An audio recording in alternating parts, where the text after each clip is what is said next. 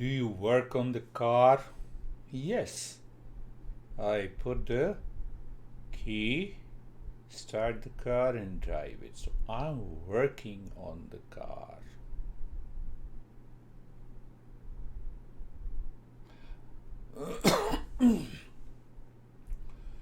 So there are two things: working on the mind, or the mind is working on us. The mind looks at a thing, it's beautiful. Appreciation is definitely good. What is beautiful? I should appreciate it. I should tell straight away. But the mind doesn't stop there. This object is beautiful. And now you are at your home. The mind says that object which you have seen in the morning is beautiful, is very beautiful. Now you lie down. And the mind says that object is beautiful. So the constant thinking continues in the mind, and we don't give a break to it. Why should we give a break to it? Because constant thinking leads to liking, liking leads to attachment, and attachment leads to desire, and desire leads to delusion.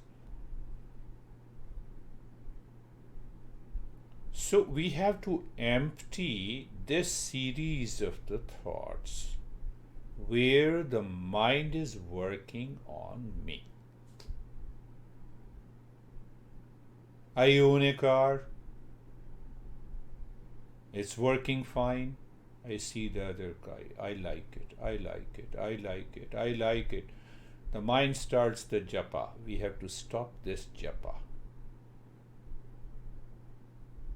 This mind is working on us. I eat pasta in a restaurant. What a taste. I liked it. You return home next week. Mind says, come on, get up, be ready. Go to the restaurant, eat pasta. This is mind working on us. And we consider it's a normal thinking.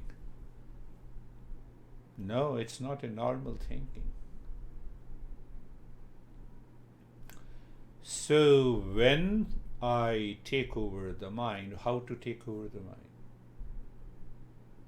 I have to consciously become aware of these thought patterns and allow the intellect to work on those thought patterns. I like the car, hold on. What do you mean by that?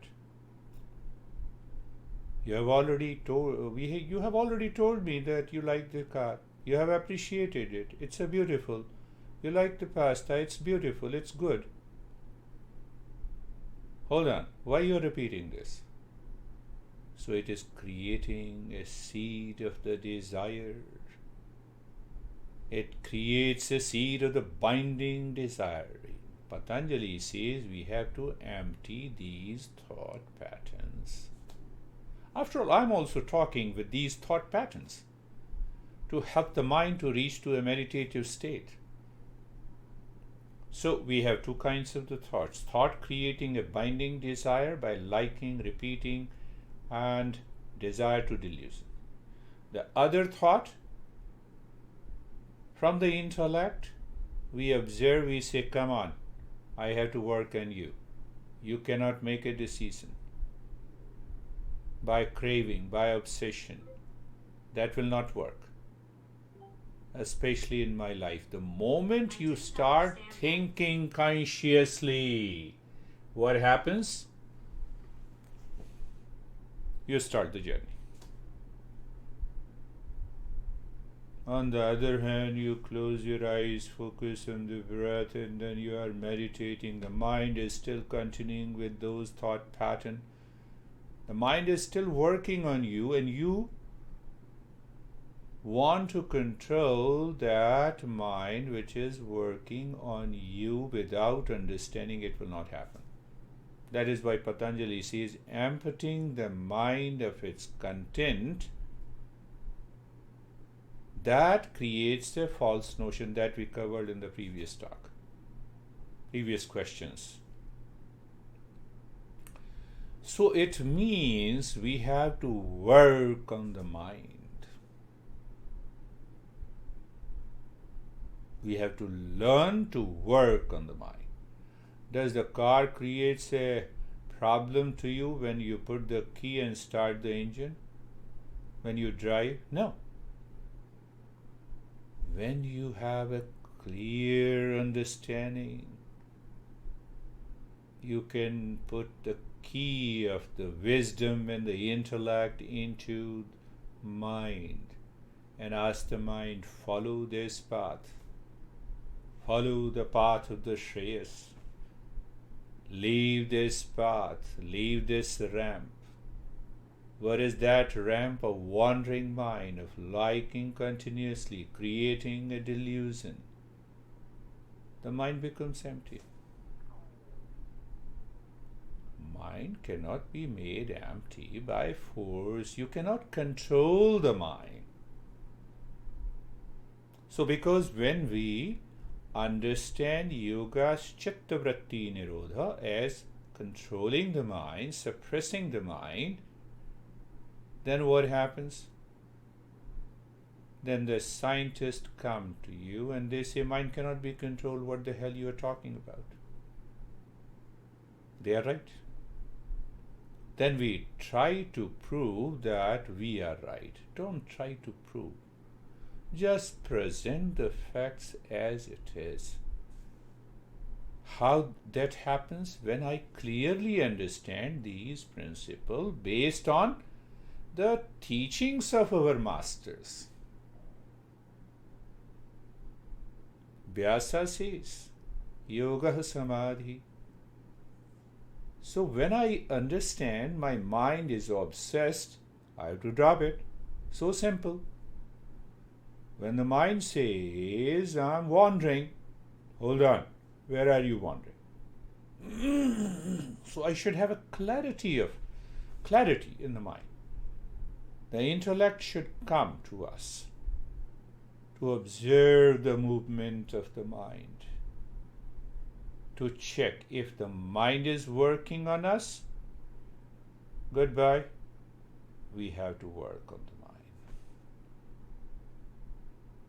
Last thing that is also very important, that I'm seeking permanent state of happiness as compared to the units of pleasures that I get outside in the world. Will you run after a penny when you want to discover $1 million? You don't care the penny. Penny is a unit of pleasure. Think of, allow the intellect to put these thoughts in the mind and then experience the state. One more example, you can take it. I wake up in the morning. I look at my room. How luxurious, full of comfort, 1 unit of pleasure.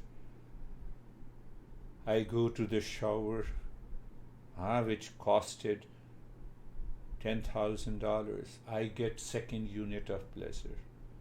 I sit on the breakfast table. I get my desired breakfast, 3rd unit of pleasure. Then I switch on the TV. I have all the channels and constantly changing. 4th unit of pleasure. And that's during the day or during the waking state, you get 50 units of pleasure. You'll definitely say yes. Now add all the units of pleasure. So you have 50 units of pleasure. Can you compare these 50 units of pleasure with a permanent state of happiness? That is our essential nature.